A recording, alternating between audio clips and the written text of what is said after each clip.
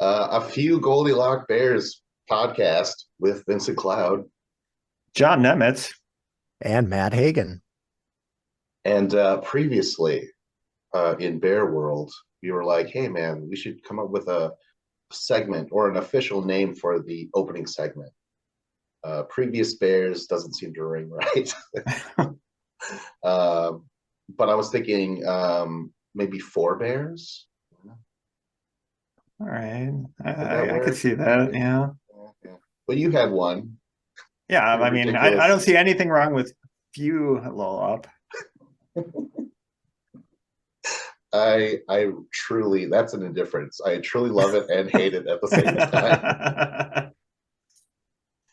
Matt, do you have an idea for a segment name? Not for that segment, no. I've got kind of a new segment I might want to introduce here. It's just kind of something I'm toying with a little bit. So I have a segment I'm thinking about called adding fuel to the fire. Yes, I love it already. I don't care what it's about. I want to do it. So it's something that so I was listening to last week's podcast, and it's just something that jumped out like, oh boy, I should have commented on that, or boy, I really could have ripped into Vince on that one there. So oh man, so many times. So there was at one point we were talking about the touchscreens in the cars, and Vince, you had talked about spilling liquid all over your car, and would that screw with the touchscreen? And it just got me wondering how often are you spilling liquids all over your vehicles? Because I don't think that's ever happened to me before. I remember it's happened. I don't know, maybe not a lot, but it has happened. Like, what? Oh, could you imagine that? A bunch of engineers were like, "We never thought of that. You only have to think about it once." That's what I was thinking now. Yeah, I mean, you've never been driving down the road, and next thing you know, there's like gravy all over both of the front seats. Or like, some people have lunch in their vehicles. I'm pretty sure I probably like knocked a pop can down. I'm like, oh fuck, something like that. I'm just trying to represent the little bit that you seem to have forgotten about, Matt. Well, maybe so. I've never accidentally spilled a drink all over my vehicle. And by the way, adding fuel it already works. I'm already just like, oh, fuck you. yeah, pretty good, huh? See, Matt's always wanted conflict in this thing. It's the thing, and now that's been what he's about since day one. Yeah, that was the whole idea for the brainstorm, is how can I introduce the conflict? So run with it. Let's do it. Great.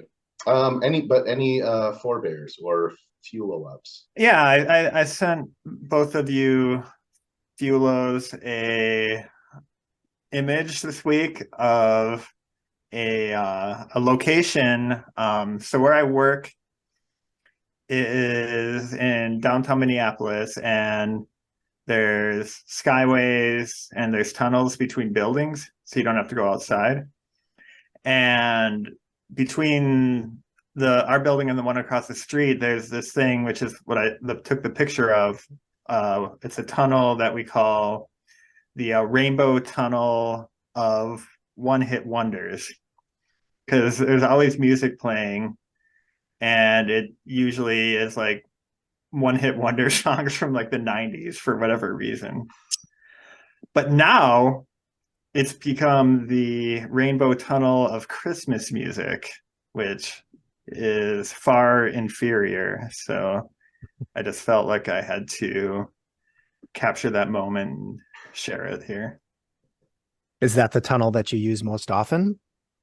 Yeah, because there's a workout facility in the other building that we get to use for free. So, I'll go there and, pump some iron, as you can see. Mm-hmm, mm-hmm. So you've had your fill of Christmas music in a very short amount of time. Is that right? Yeah. It didn't take much. Mm-hmm, mm-hmm. From one end of the hall to the other. Yeah, exactly. I have a fuel up, or whatever we're going to call it. So the World Cup final occurred on Sunday morning, And I watched a majority of it. I saw some goals. I saw a lot of very passionate people and very excited people. Me, myself, I was kind of watching it more as an academic, just kind of studying it. I didn't feel any emotion, I don't think, to any of it. But supposedly this was a very great soccer match, and I can see why it would be considered a great soccer match. Back and forth, a number of goals. There was a shootout at the end. But I guess my whole take on it is if that's the greatest soccer is going to be, then I really don't see the point of watching it ever again. So there it is. All right. There it Can't say you is. didn't try. Like, that's the last word. I'm going to come back next week, and that's going to be my fuel. I thought the match was great. Go ahead. Let's go back and forth. Okay. I'm still so against the idea, but that's the whole point, right? All right, so let's get the actual show started. Who's got something to? Oh no, John. Oh no. Oh man. Do you have a comment on Vince's hate of dancing? Is that what we're doing here? Yeah, exactly. I really wanted to prove him wrong on the whole dancing front. Well, we could always just. I mean, the audio, I guess, if we're too bothered by the video. Yeah. Right. Oh. Okay. Talk, John, so everybody can see it. That's okay. I'll just shut it off. John, if you have an icon or a little avatar you could post up instead, rather look at that. Take a picture of yourself. Yeah, I could, but it would take a moment for me to find it, which I could do while one of y'all is talking. Yeah. All right, man. Well, Matt, you want to start this off, or should I? Sure. I feel like I've been just bludgeoned over the head here because I got to start. But let's see, what should I do? Let's start with an indifferent. So today, just a few hours ago, I saw some article that came across my personalized news feed about Trey Parker and Matt Stone apparently own a company that specializes in deepfakes.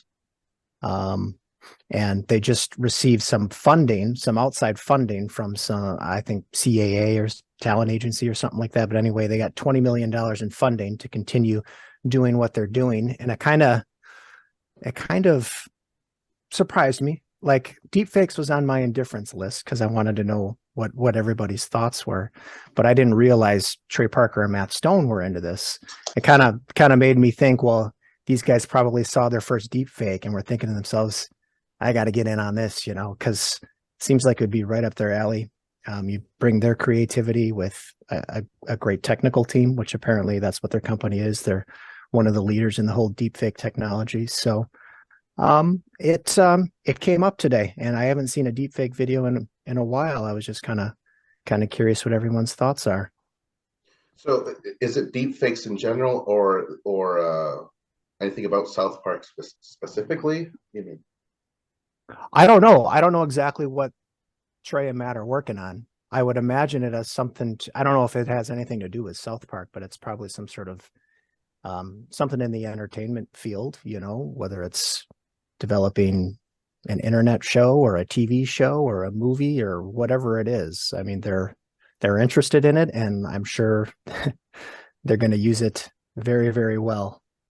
Okay, so I've seen some extraordinary deepfakes. Like, some put it on YouTube, where they replaced Jack Nicholson with Jim Carrey in The Shining. I don't know if you saw that. Saw that one.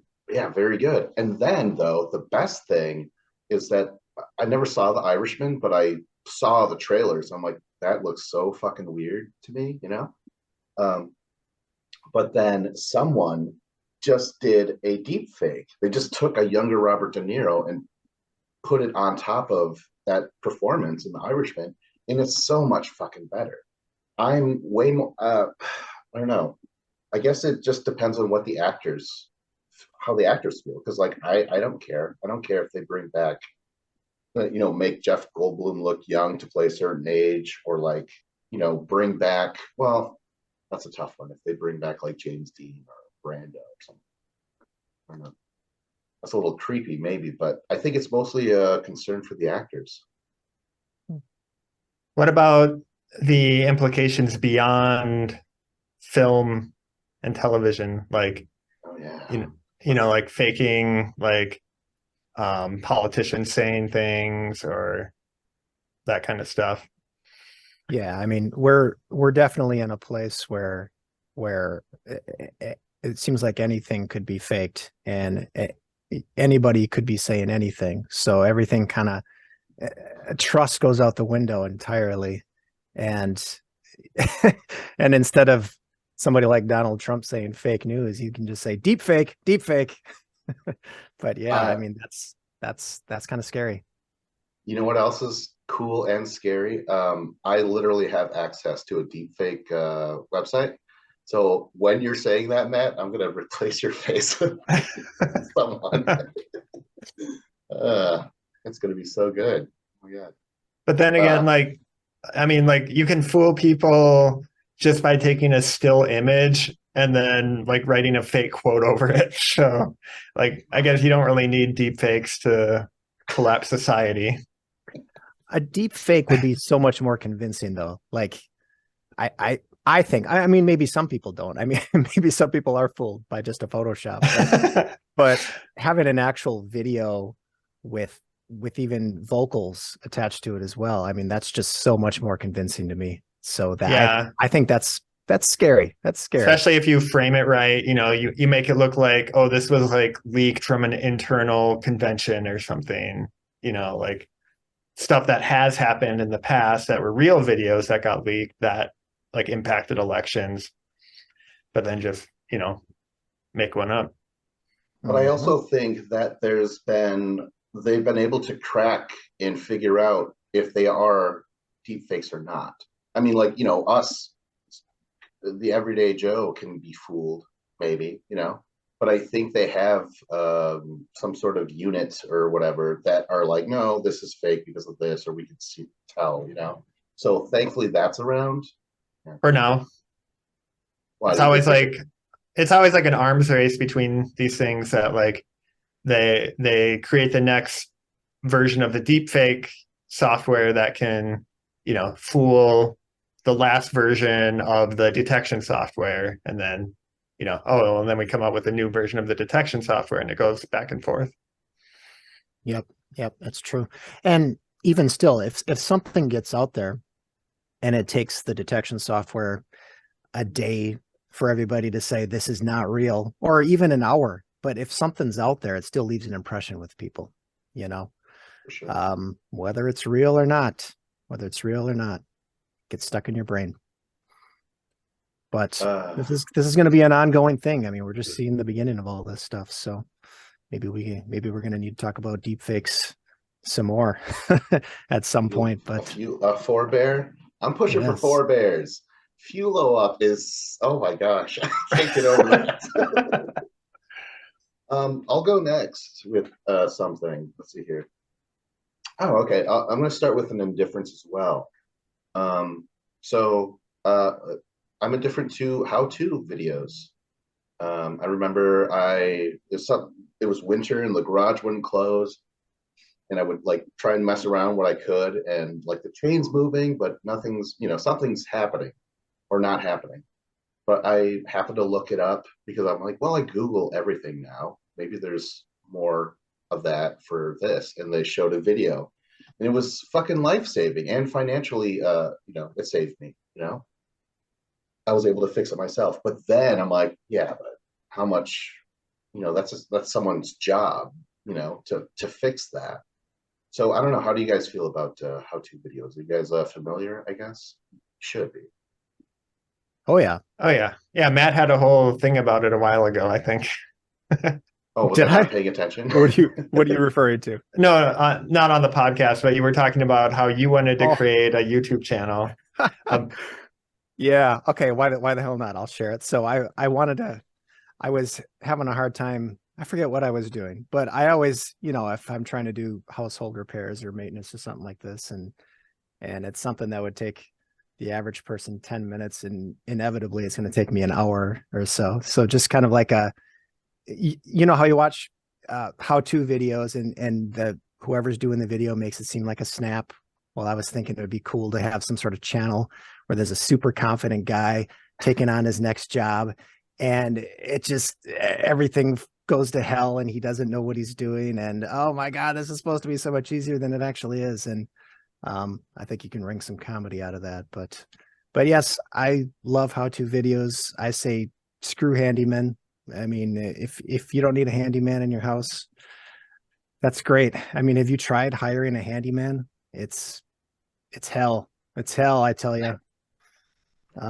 Yeah, I love how-to videos. Although, again, the how-to videos make it seem super easy, and it takes me a lot longer usually. But yes, I love that aspect of modern living, is looking up anything on YouTube.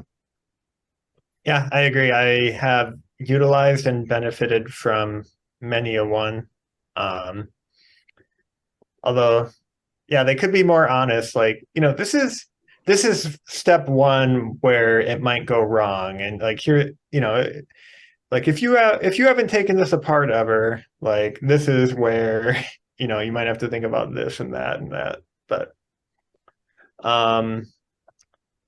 yeah, I don't like the idea of taking away jobs from people, but yeah. Well, I think I mean, we did some light home renovations in our house, and hearing the plumbers talk and the electricians talk, like they are overworked as it is. We don't need these people in our house. They have too much work. I mean, maybe this so-called recession that we're heading into is going to change all that. But no, I don't feel bad for those people. Well, I do. Do you?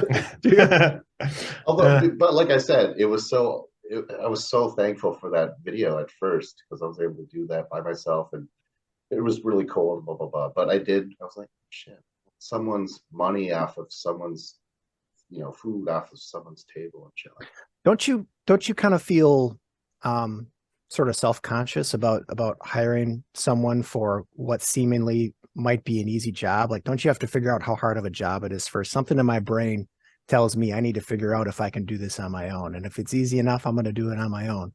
If I need to hire a handyman, I'll hire a handyman. But, and my self-conscious brain is like, well, I don't want some handyman to come in and look at me like I'm dumb. Like, all you got to do is your fucking toxic masculinity, huh? Yeah, exactly. So, I think that's an aspect of it too, for me anyway. Yeah, I don't know.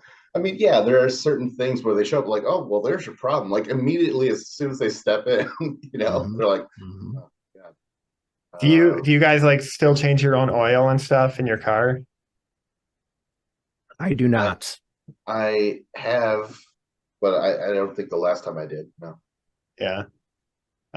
That's a thing I gladly gave up.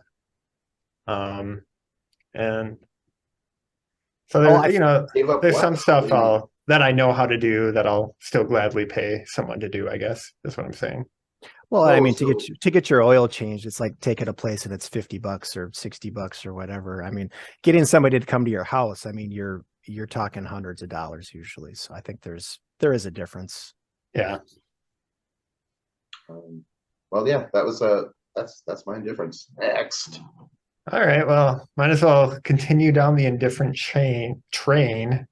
It could have been And changed. Yeah. I will talk about online reviews for things. So let's say I am looking for a handyman and I want to like get people's opinions on, who's good or who's not. And like, I want to be informed and like make a educated decision about stuff. But I just find online reviews to not be particularly useful for that. Like you look at reviews for, some kind of like object, and there'll be a negative review, and they'll complain about like, oh, it arrived late or something, or like you'll be looking at book review and like, oh, you gave William Shakespeare 2 stars on that. Okay, let me let me get your opinion on this, whoever you are, guy on the internet. So I find them amusing a lot of times, but I'm indifferent to whether or not they're actually useful for ever making an informed decision for anything. I think the modern brain of the average human, I think, has gotten pretty good at sifting through reviews that are just nonsense, that don't mean anything. I think that's like, something like doing a Google search. I mean, your brain has gotten pretty good at figuring out which ones are the links you want to click on. So I personally love the internet for things like reviews. Occasionally maybe I've had a frustrating experience. I can't think of one necessarily off the top of my head, but I love, even if I'm not going to buy something off of Amazon, Amazon's really good for reviews, but Amazon's a good one though, because there's a lot of accusations of fake reviews out there for certain things. Oh yeah, that's another thing. Yeah, like basically paid sponsors coming in, but it just looks like a normal review. But I think my brain has gotten pretty good too at kind of spotting the 1 or 2 sentence review and disregarding that and just moving on to something more substantial. I personally think having the choice to look at reviews online, I think it's a game changer. So I love it. I'm all for it. The only thing I'll add is that I tend to trust the reviews with misspellings more. Because they're not like a paid person to, you know what I mean? Because I've read, fake reviews. I'm like, this is clearly fucking fake. Like the way they just gush over this certain thing or product or whatever, But but a person can misspell and gush. I'm gonna go with the misspelling. Unless, are they wise to misspellings too? They're like, ooh, you yeah. know what I mean? Yeah. This is what I'm talking about. This is like the whole deepfake arms race right here between Vince and fake reviewers. Terrific. All right, let's get to Matt. You're up. Sure. Yeah, go ahead, Matt. What should I do next? And whenever you're ready, Matt. Okay. Let's see. I'm going to do my hate. Speaking of toxic masculinity, which I'm going to be getting to, I hate steak, more specifically steak culture. I'm kind of indifferent to steak as a hunk of beef, but steak culture I want to talk about. There seems to be a lot of people, men, who find it insulting if you use steak sauce on your steak, or you season a steak in any way beyond salt and pepper, or God forbid you marinate it and introduce new flavors, or bros might never look at you the same way if you cook your steak anywhere beyond medium. There seems to be something inside like our caveman DNA that says, if I come home at night and I have a steak in front of me with a baked potato, I'm doing all right for myself. It's just a hunk of beef with a potato. There's something comforting about it. And I'm not on board with it. This melting pot of cultures and flavors we have going on in the world right now, the steak and potato hill seems like an odd one to die on. I've had all kinds of cuts of steak. I've had them prepared in many different ways, cooked in all kinds of ways. And yes, I think if you get a steak medium rare and it's kind of melting your mouth texture, that is the best way to go. I agree. But even better, gasp, if it's marinated, it's even better, because you have all these all these new flavors introduced on top of the beef. Come on, let's do something different with the beef. To be honest with you, I prefer a burger to a beef, because a burger is sort of a blank slate. You still got the juiciness, you still got the beef flavor, but you get to load it up with whatever you want to do. Your cheeses, your vegetables, your sauces, You can put bacon on there. You can throw a fried egg on there, whatever you want to do. I don't understand. You go on the internet. If anybody's talking about cooking and all of a sudden there's a discussion on Reddit about steak, all the people come out of the woodwork talking about medium rare, medium rare, medium rare. Let people love steak the way they want to love steak. That's it. I've said my piece. Go ahead. Peace out, man. I don't know. I've always my one complaint, and I don't give a shit about steak. It can taste good and stuff. But like the whole thing about like, oh, if you order it well done, you might as well eat a shoe. You know what I mean? That sort of thing. Everyone looking down at you, or that sort of, that stupid like mass. That's not, it's going to be bloody and shit. Isn't it bad for you? Right? I mean, isn't red meat really bad for you anyways? And also, why give the option of well done? If it stops at medium rare, I'll eat it there. But they give these other options, and I'm like, I don't know. Well done sounds well done. Like, I don't know. It's like everything else. Do it. I want you to do it really well. Like, I don't want you to like skimp on quality on how you're doing it. Can I have a medium flaw steak? I don't know, because like, and we get like, there's like a worm. I barely remember this, but like you get like meat worms in your body when you're eating meat. Well, I think a lot of people will point to, I mean, a properly cooked like medium rare steak. It's going to be cooked all the way through. The internal temperature is not necessarily going to be all the way where you necessarily want it if you're looking at like a well done steak or whatever, but it's going to be cooked all the way through, and it's going to destroy any of those worms or microbes or whatever's going on. So I think in general, I think having a pink center is going to be just fine for you. I don't know, thoughts from you, John, on all this? The vegan. Well, yeah, I was say, I hate to play the vegan card, but I haven't purposely eaten meat in like over 8 years. But even when I was eating meat, I kind of had your thoughts on steak. Like, it was not like near him.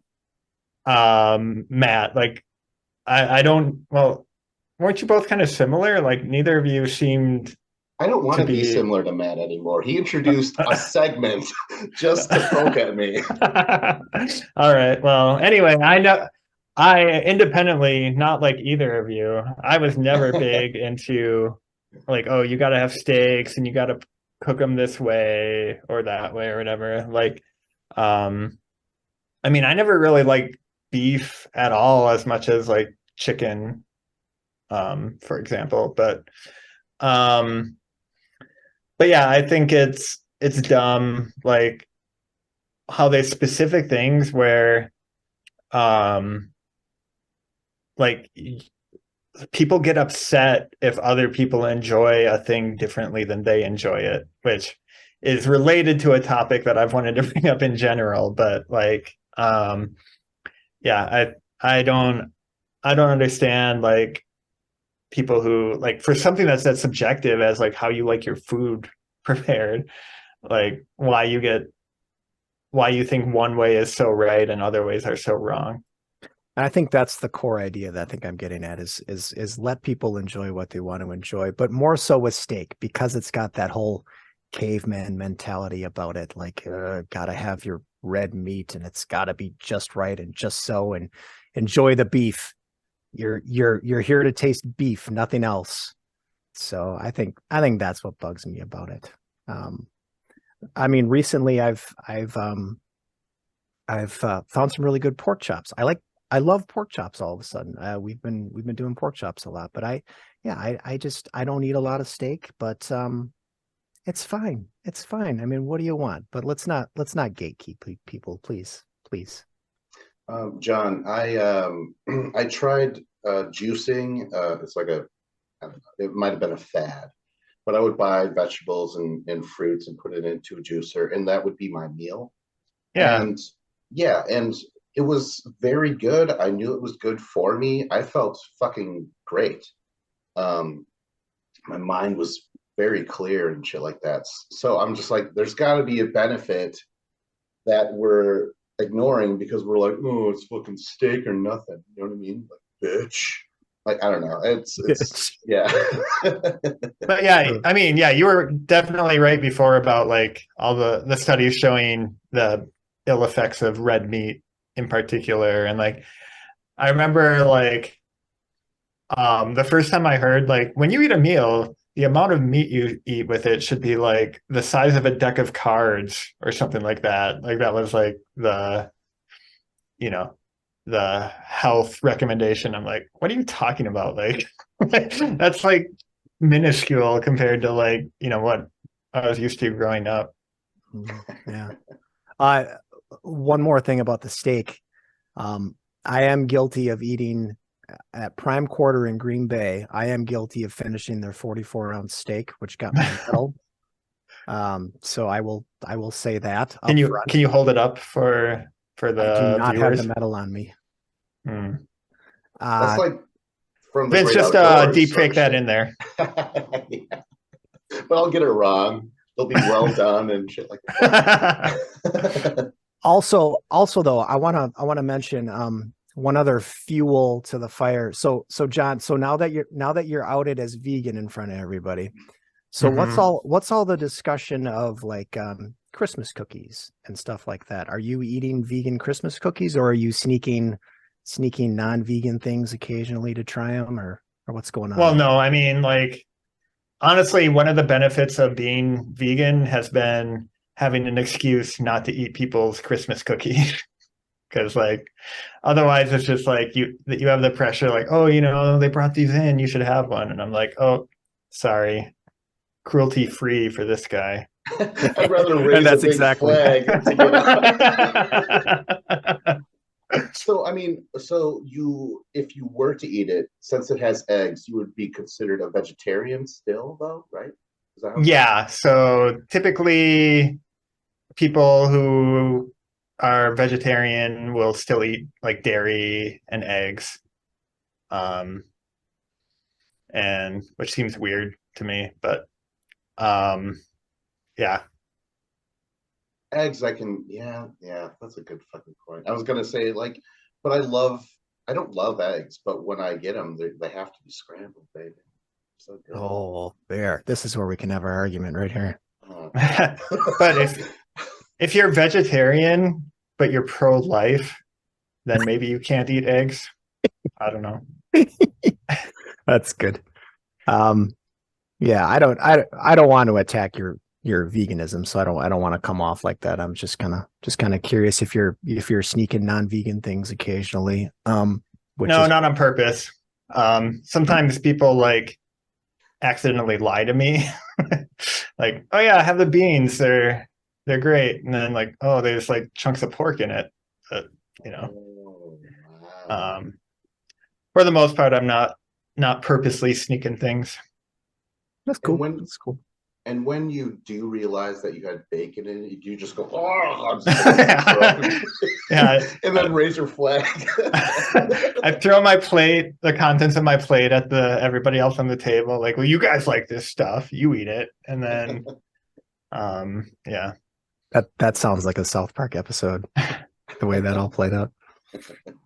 All right, next I want to do something here. Oh, I hate cigarette smokers, man. The people. Okay, well, it's half and half, really. Okay, so first of all, it's bad for you.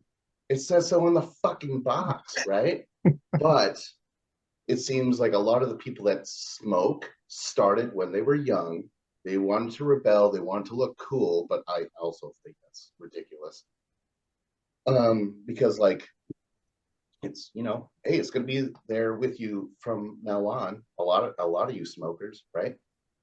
We don't get a lot of, from what I could tell, we don't get a lot of adult smokers. Like they start off, you know what I mean? Like they're like, oh, we're in our 30s now, and we decided to light up. That doesn't really happen. And then the military, like a lot of, like almost every fucking friend of mine who served smoke. because they're like, that's what you do in the barracks or whatever the fuck, you know what I mean? And also, I fucking hate that where they're like, so do you smoke, man? And I'm like, no. And they're like, yeah, don't ever start. Yeah. But I fucking hate it. Yeah, and like, yeah. it seems like a lot. You always see like nurses smoking too, which seems like especially ironic. But it seems to be like a real trend. Okay, I'll tell you this. Nurses, that's a harsh work I mean, like nurses get pushed to the brim, right? And they Mm-hmm. smoke. A lot of smokers are always like the ones that are like, life is hard, man. You know what I mean? Like they're almost always in that sort of mindset. A lot of people who are like, they're fucking out in the cold and are like, fuck, man, life is hard. You know what I mean? But it's like this unity. So it just means like a clique of miserableness or something like that. And then also, what are oh my gosh, I fucking hate this. So, like when you do that to the pack, you're breaking up the cigarettes, right? Is that what it is? I have no idea. Okay. Okay. Well, people Presumably. do that. Have you Yeah. ever seen someone do that? Oh yeah, for sure. Okay. I fucking hate that, especially the people. This one guy in particular, he was cool. Then he went to the military. Then he came back. He's like, yeah, man, I'm totally changed. I smoke now. He takes out his pack. He's like, and you're like, oh wow, right in my face, huh? You fucking asshole. Like, I just hate that a lot of the culture of smoking is it's unfortunate, but it's also very stupid. Like I said, you wanted to look cool. Huh, all right.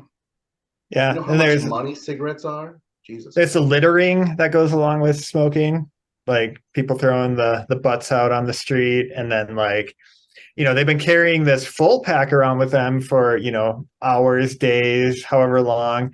But as soon as it's empty, it's like, oh, that's trash. And, you know, um, on the other hand, I do see the community aspect of it as like when at my previous company, like the smokers would just, leave to go smoke and I would just go stand outside and chat with them while they were smoking because it's like, well, if they get a break, why shouldn't I? And another thing.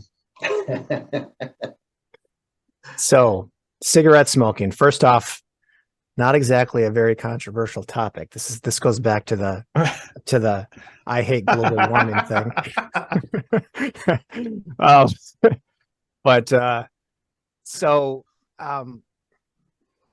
I agree, Vince. I don't even believe that. I refuse. This is tricks. I think the thing I've never smoked a cigarette in my life. Do I get another medal for that? I don't know exactly, but I hate the secondhand smoke smell. I mean, and thankfully there aren't too many instances these days of walking into somebody's house and instantly getting hit with a cigarette smell anymore. But I would also say, I mean, I don't like the smell of marijuana or anything like that either, but I don't know. What do you think of like vape pens and that sort of thing? Is that all part of the same bag, the same umbrella? Oh man, when I was working at that high school, every fucking kid vaped. It sucked. It was oh my gosh, that was so annoying. It was so heartbreaking because it's like it's still bad. Like I don't know, when it came out, I'm like, so this is safe? I doubt it. And then, eventually they're like, oh, these are almost as bad or something like that, right? As a non-partaker, I would much rather have people vaping around me than smoking cigarettes around me, though. Interesting. My glands swell up when people vape near me. I can't. Oh, really? Hear it. Yeah. Oh, I've never heard of that before. But yeah, I think the secondhand smoke smell isn't as bad with a vape. So I guess if it's happening around me, then yeah, I would prefer a vape. And yeah, I don't know. Again, it's not the smoker. I know plenty of smokers. Some very good friends of mine do smoke, but they are always just like, I quit, 2 months now. But they say that every time I meet them, they quit, then they go back and shit like that, or they're like, now I chew now, and I'm like, oh yeah.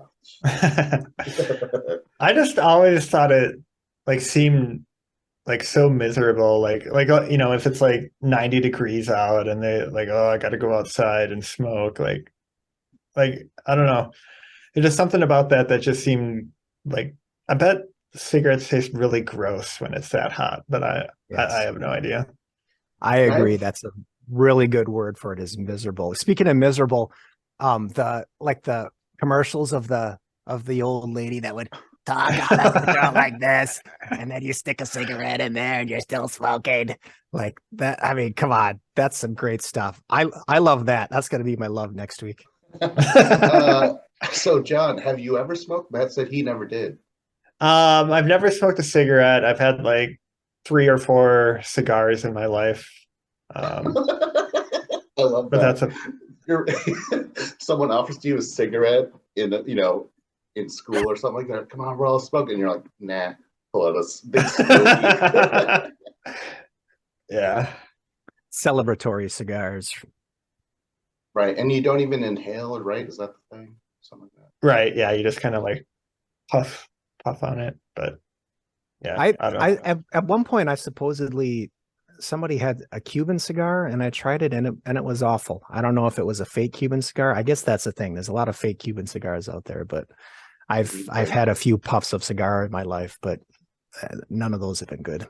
Yeah. The only good cigar experience I've had is like someone brought some back from like, I don't remember if it was Thailand or something. And they were like kind of skinny and like green actually. And I was out in the woods. So, you weren't like in a confined space or anything. And like, it was just kind of nice to have it in your hand and puff on it every few minutes or whatever. But yeah, I mean, it's nothing I would like pay money for.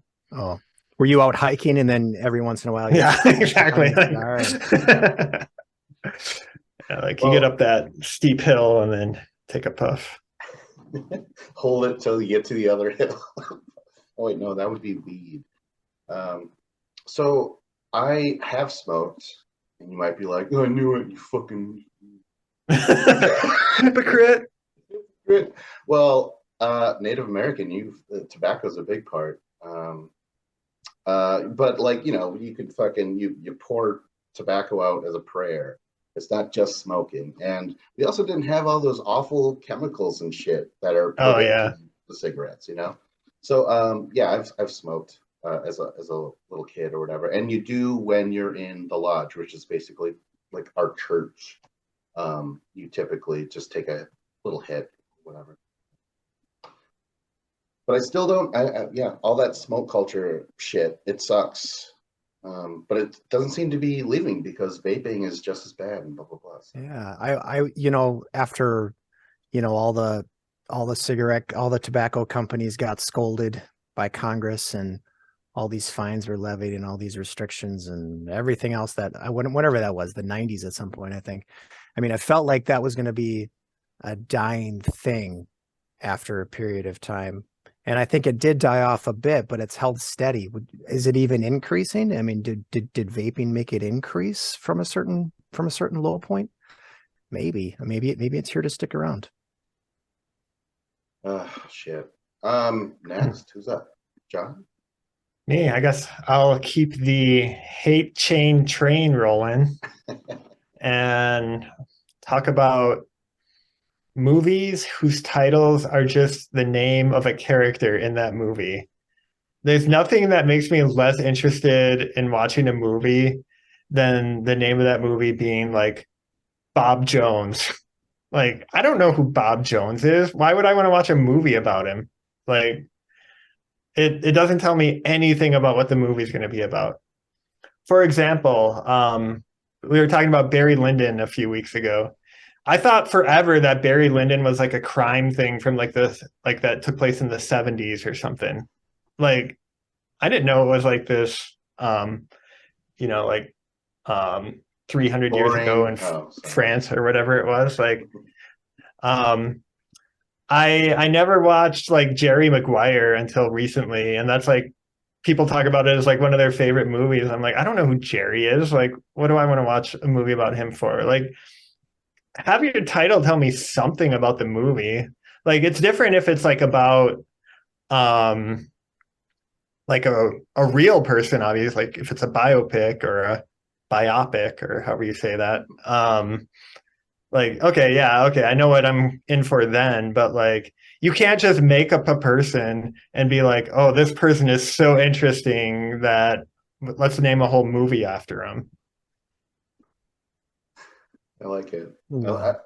Out of the okay, so let's just be clear though. You don't hate the movies. You just don't. No, some of the watch those movies are really good, but it just takes me forever to actually watch them because like I still haven't watched Jackie Brown, which I've been meaning to forever. But I'm like, I don't know who Jackie Brown is. Is that a guy? Is it a girl?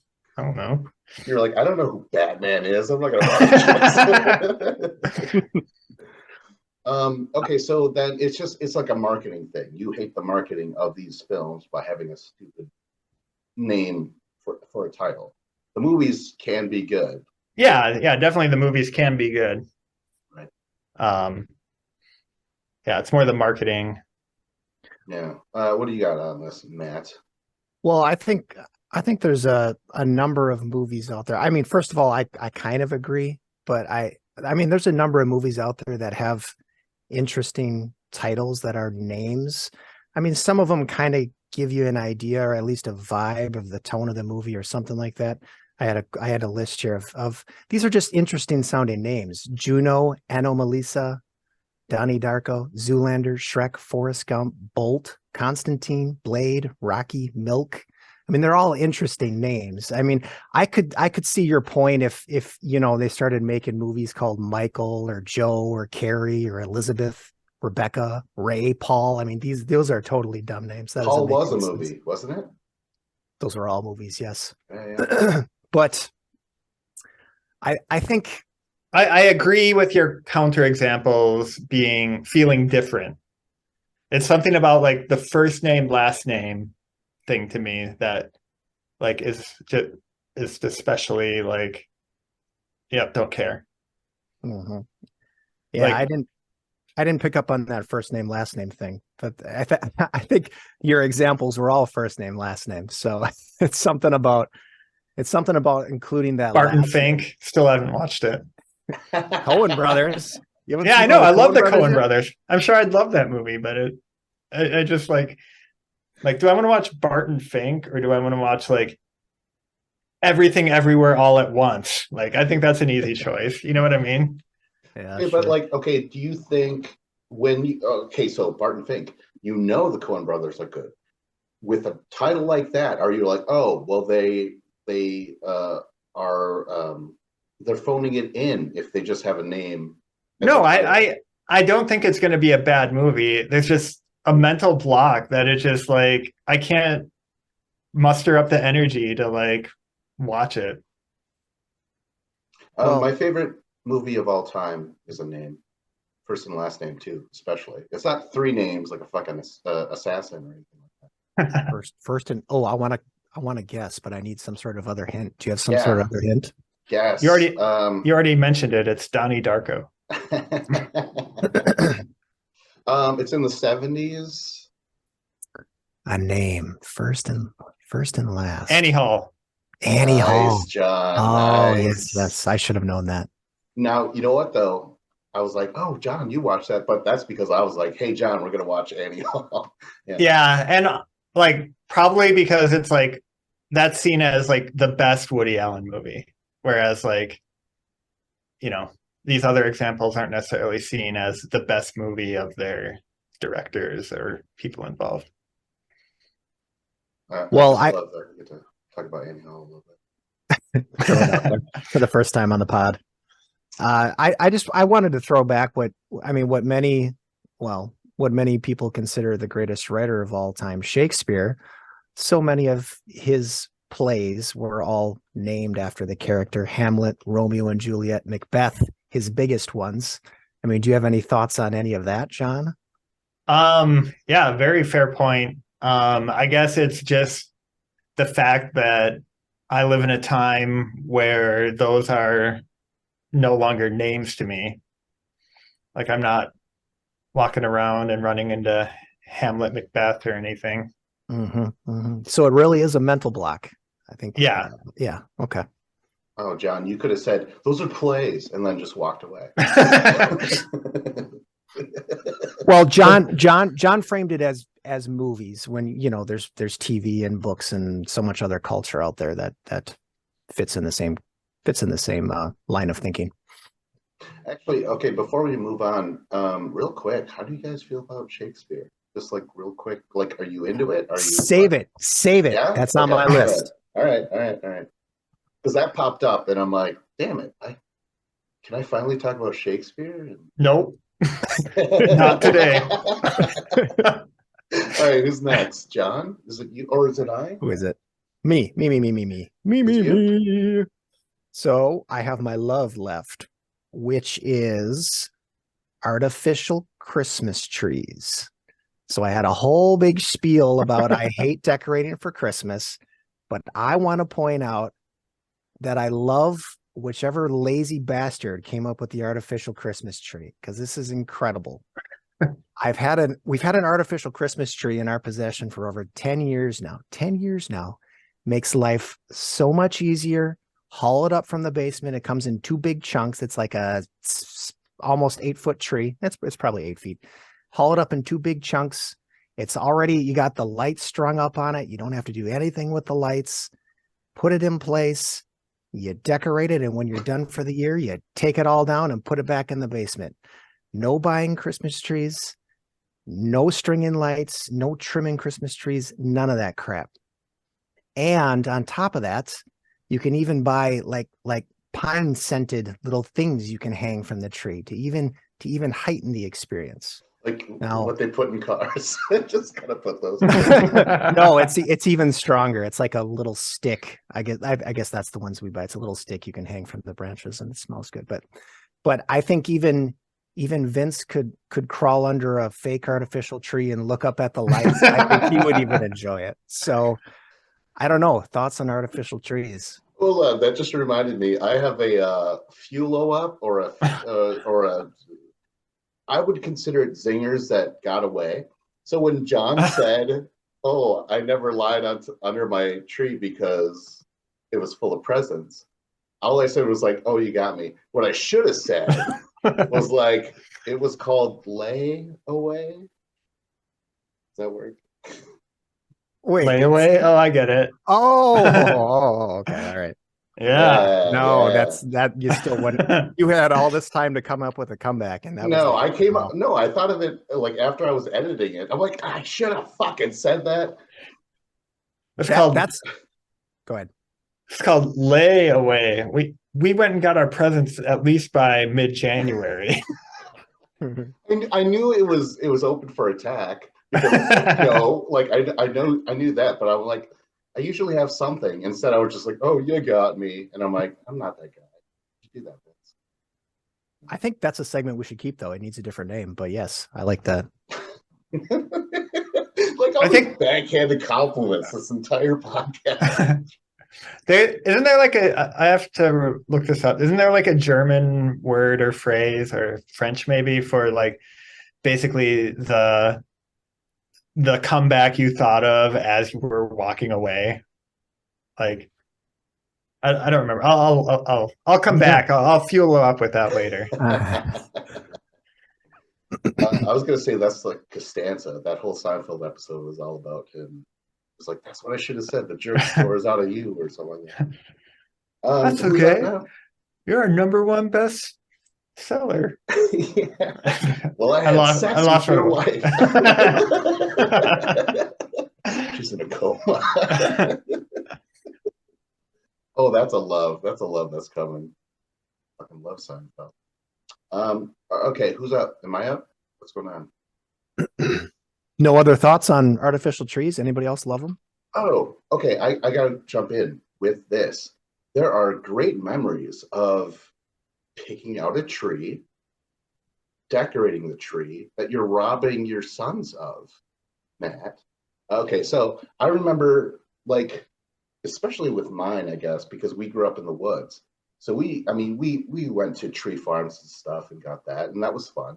But also was very fun to just like trek into the woods where we live, find a nice pine tree, and hack that down, And again, also the decorations. It's a very fun thing. I'm curious, Matt, if your boys grow up where they're like, we don't know how to play, like, how do we decide where to place it? And they're like, no, you come up with this. They're like, it's not predestined where the lights go, and oh. Oh man, these boys sound pretty maladjusted, Matt. Things are getting very philosophical with placing decorations on the tree. No, they participate in the decorating of the tree and stuff like that. They're terrible at it. They're terrible at it because they don't get behind the tree, and they like to clump everything, and they're terrible at it. But they participate in all that. But me myself, bringing Kelvin back into things again. We never trekked into the woods and did that myself. Did I miss out on a childhood experience like that? Yeah, maybe, but I never did it. And if the kids ever approach me and say that they want to have that experience, I would be open to it. I'd be open. So it's up to them. Children that don't know this experience, it's up to them to ask you to have it. Is that bad of me? I mean, I never said, Dad, what's it feel like to walk with you in the woods to get a tree? He just did it. All right. My laziness isn't gonna allow it to happen without the kids bringing it up first. So, you have a valid point. Well, maybe a valid point. You seem to have had those experiences, and you seem to share, although you have a really good memory. So you've got, see, like me, like everything's really, really kind of hazy, before like 10 years old, everything. Yeah, I was going to say, like, I know we had like real trees, like at least for the first half of my childhood, but I never remember going and getting them, which, it's possible that my dad just thought I would slow down the experience and didn't involve me in it. I don't know, but at some point we switched to artificial, and I didn't seem to mind that much. That's right, because it was a very religious household. Yeah. The other thing I will say is it's plastic. Like, plastic's not good. Yeah. Are these made out of corn plastic? I doubt it. Fair. Although we are chopping a tree down every year, but I think overall, but if you buy a tree from a farm, aren't they just going to plant a new tree in its place? Probably. But then you're not trekking into the woods finding your own tree. That's true. All right. Well, who's up now? You. You have to ask. I got my love left. All right. So it's called the Eagle Courtship Cartwheel Flights. Love that band. Yes, another good band name. I like watching videos of aminals. I like aminals. I go to the zoo to look at aminals. Is that wait? First of all, is that how you say animals? No, I want to make sure. Jesus Christ. Is that how you talk about aminate objects? Yeah, exactly. So anyways, I actually saw this in real life when I was a kid, and it blew my mind because I'm like, oh, I didn't like. Okay, so they, it's a male eagle and a female eagle, and they grasp talons, and then they just like do this death spiral, and then break away right before they hit the ground. At least they're supposed to, right? And because it's a mating thing, like it's a trust fall, So for my young mind, I'm like, so they love each other, but not only do they love each other, they're also like, okay, if we're gonna have some eggs together, we gotta know each other and stuff like that, right? So I did a little bit of research about it, and I found some interesting stuff. Like, for instance, they'll always be like full on adult, like bald eagles, they'll both be bald, because you'll see some younger couples, like where they don't even have the white heads yet. They'll try and do the trust fall, but they can't, like, and sometimes they'll die trying. So it's this weird thing where it's like, oh, you got to be wise. You have to be older before you even consider trying this with your partner. And when they do that with these couples, these adult couples, they will live next to each other for a year before they even attempt to do the cartwheel thing. You know what I'm saying? So I don't know. I was like, Jesus Christ, a lot of people can learn a thing or two. A lot of couples can learn from these fucking eagles, man. Yeah. What can they learn from these eagles exactly? To not rush into something. To before you have a family. Oh my God, that's a whole nother thing. I mean, I don't think anyone should be able to have a kid if they just end of story. But I don't know. Yeah. You guys carry it on. Well, I did not know about this phenomenon until recently, when my wife sent me a TikTok or something of it happening, and like explained what it was. I'm like, whoa, that's awesome and crazy, and I can't believe that's a thing. And I've never seen an eagle do anything cool. Like, I've seen him, like, you see him soaring around in the sky, and I'm like, I'm like out on the lake or whatever. I'm like, get a fish. But they never do it on my time, is what I'm saying. Well, I always find it pretty impressive where they build their nests, at the top of a really tall tree that has the top of it kind of taken off, and they just kind of set up shop there, or on the side of a sheer cliff or something like that. I mean, eagles are pretty impressive. I had heard of this before. I didn't know it had an official name, so that was very cool to find that out. And I didn't realize it was a mating thing, but I had heard of this before. So some of them actually die. What would you say the odds are that they end up dying, Vince? What are the odds? I think from my research, it's very minimal. Like I said, like the young ones, they'll try, but then I think it's mostly if they're young.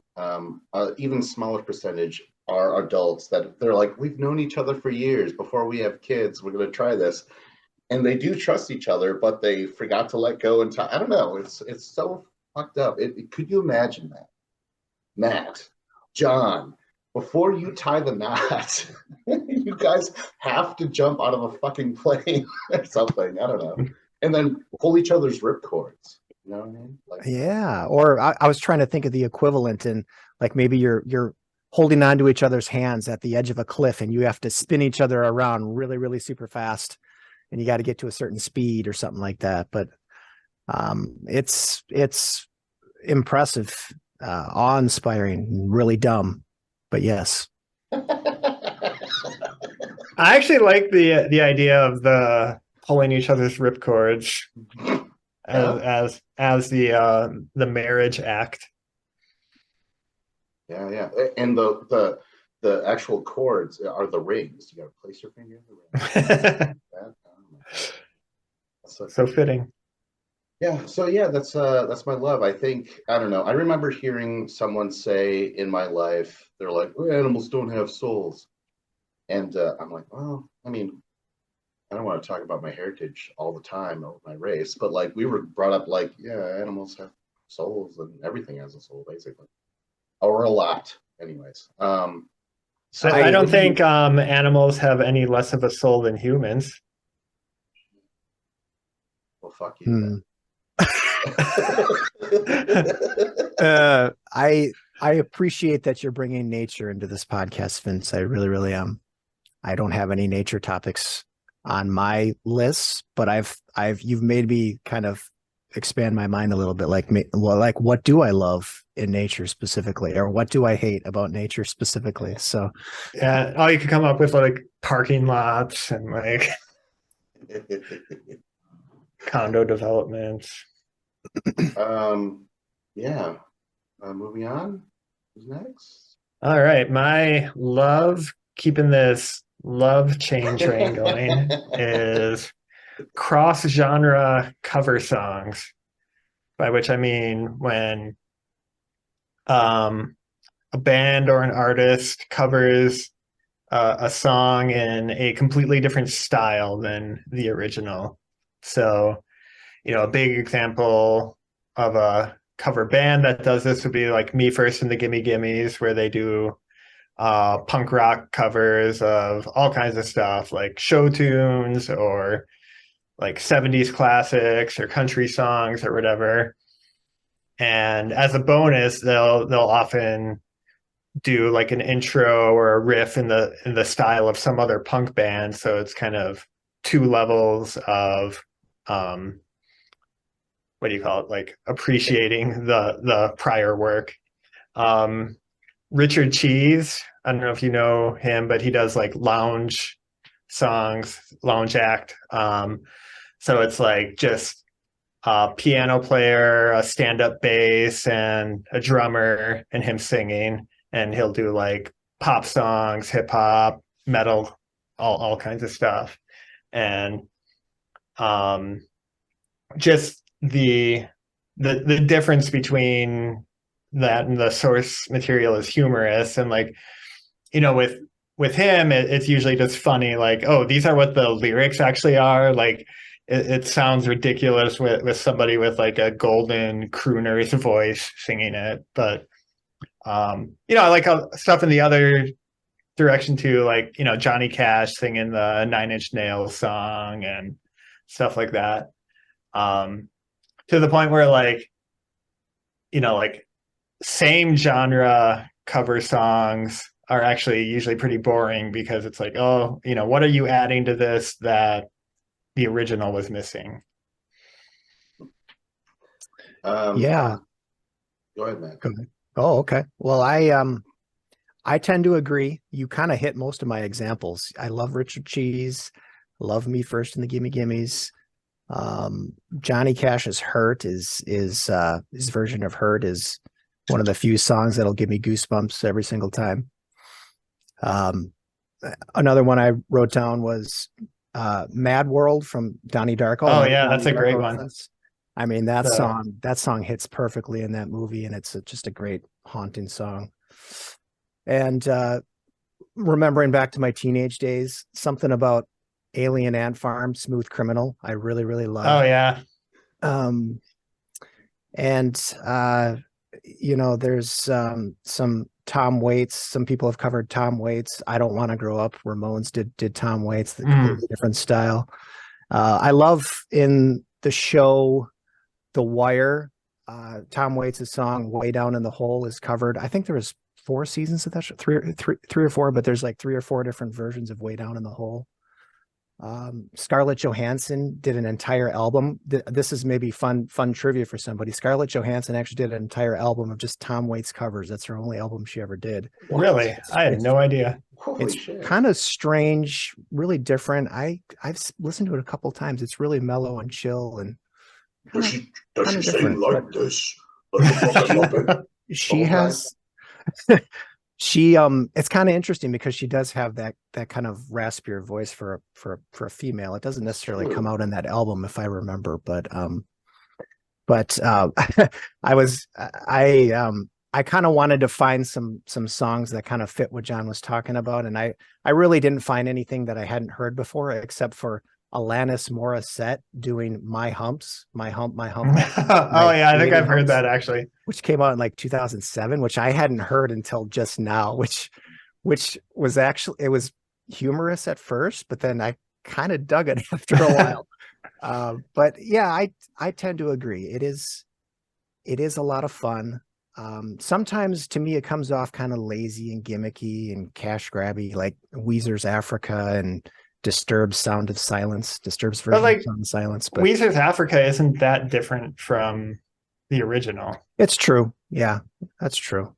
When you talk about cross genre, yeah, I know what you mean. But Disturbed Sound of Silence, that's one that I just never struck me, and it felt like really gimmicky. But I tend to agree. Yes. Fucking my favorite, one of my favorite genre cover, whatever the fuck, is David Bowie's "Man Who Sold the World" covered by Nirvana. Oh yeah, that Oh that my whole Unplugged album has so many good covers on it. Yeah, I gotta check out that whole album, but I just know that I zeroed in on that song and it was so good. I mean, I like David Bowie anyways, but I feel like they really added something there with that performance. Also, before I even knew who Bob Dylan was, "It's All Over Now, Baby Blue," covered by Hole, consisting of Courtney Love. That's a very I love that fucking thing, and I thought that was an original piece, but yeah. And then also, Well, I mean, like finally, songs that actually turn out to be Bob Dylan covers is like a whole other thing. that's true, Jimi Hendrix, shit like that. Yeah. And then finally, I didn't know I liked Stevie Wonder until I found out that "Higher Ground" was, by Red Hot Chili Peppers. I didn't know that was a cover, and then I found out, and I didn't realize how much I love Stevie Wonder. Just fucking. Oh yeah, I know. I have that Musicarium album that's kind of like a greatest hits type of thing for Stevie Wonder. And the first time I listened to that, I'm like, whoa, that's him too. Like even like having heard his versions of the songs before, I just didn't know those were all like Stevie Wonder songs. Yeah. But yeah, I think we're done. I mean, good shit. Are we officially done? Like, no one has anything to say? Do we have a future? Well, I did miss an opportunity earlier to show off some vegan propaganda for the Twin Cities Veg Fest. So check it out next summer. Right. Oh, I wanted to hold this medal up. Oh yeah, the proof that I ate the 44-ounce steak from Prime Quarter. I am in the Beef Eaters Club. So yeah, Beef Eaters Club. All right, we canceled each other out. Yes, yeah, that's exactly what it is. But that's proof I am an expert on steak. So listen to me. and I'm a raging alcoholic. Until next time, folks. Wait, no one has a future? We're just gonna cut this off. I haven't thought about the future at all. All right, I have a future indifference I could leave a hint for. If I could remember what it was. Oh yeah. It might be a place where you could partake of one of the topics from tonight. A place. Maybe I'll say it's one of the hates from today. Stop there. Don't want to give away too much. All right. Well, in the meantime, this was a Few Goldilock Bears. Like, subscribe, comment with Vincent Cloud, John Nemitz, Matt Hagan.